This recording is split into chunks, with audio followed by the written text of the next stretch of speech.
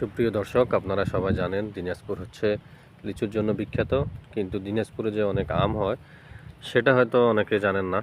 এবং দিনাজপুরে আমি এখানে এসে যেটা দেখতে পাচ্ছি, এখানে বিভিন্ন জাতের বিভিন্ন রকমের আম আছে।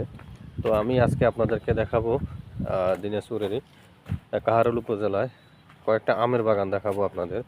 এই যে আপনারা দেখতে পাচ্ছেন এখানে তারের বেড়া দেওয়া আছে।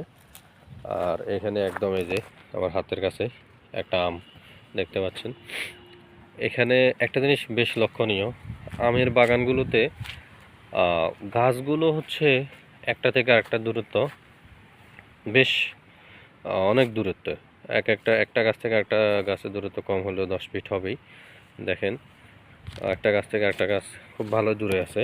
এবং যেটা দেখে মনে হচ্ছে, আপনারা দেখেন গাছে পানি দেওয়ার ব্যবস্থা, সেটা গাছের গোড়ালি দেখলেই বুঝতে পারবেন। গাছে আমার মনে হচ্ছে যে সবসময় পানি দেয়।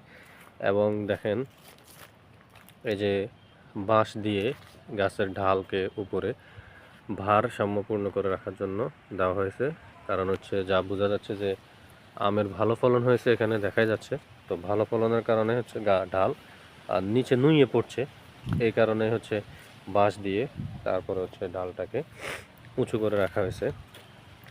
আমার পাশে আরেকটা আমের বাগান আছে। এই যে এই বাগানটা, এখানে কোনো বেড়া দেওয়া নেই, বাট এখানে বেশ ঘন জঙ্গল আছে। এদিকে জঙ্গলের কারণে ওইদিকে যেতে একটু ভয় লাগছে, বাট আমার মনে হয় আপনারা দূর থেকেই ভালো দেখতে পাচ্ছেন। এখানে দেখেন একদম খুব হাতের কাছেই একটা আম দেখতে পাচ্ছি। অন্যজনের আম ছিঁড়ে খাওয়ার অনুমতি নেই, তাই ছিঁড়লাম না। আবার এইদিকে দেখেন একটা গাছ থেকে একটা গাছের দূরত্ব কিন্তু বেশ ভালোই। এটা হচ্ছে, এবং গাছগুলো কিন্তু বেশ বড়ও না, খুব একদম বেশি ছোটও না, খুব বেশি বড়ও না, বাট এগুলাতে খুব ভালো ফলন হচ্ছে। এই জিনিসটা হচ্ছে দিনাজপুরে যেটা আমরা জানি বা বুঝি, এদিকের মাটি হচ্ছে লাল লাল মাটি বলা হয় এদিকে। তো লাল মাটির কারণে এদিকে ফসলের আবাদ ভালো হয়, যে কোনো ফসল। এদিকে আমি এসে দেখতে পাচ্ছি ভুট্টার খুব আবাদ হয়, খুব ভালো ফলন হয় ভুট্টা।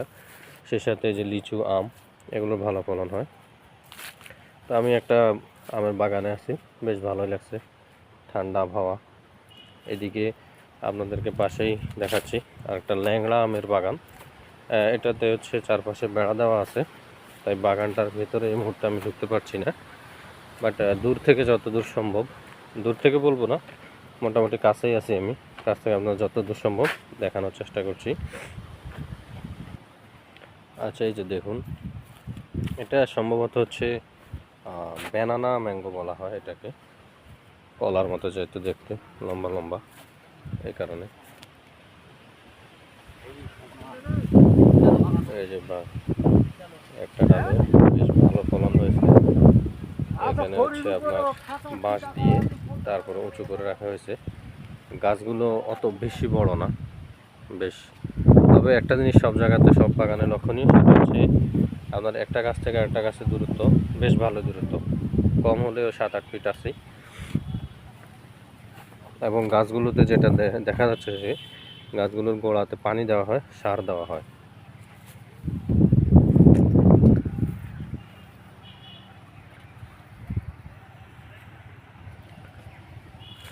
তো দর্শক, আজকে এটুকুই।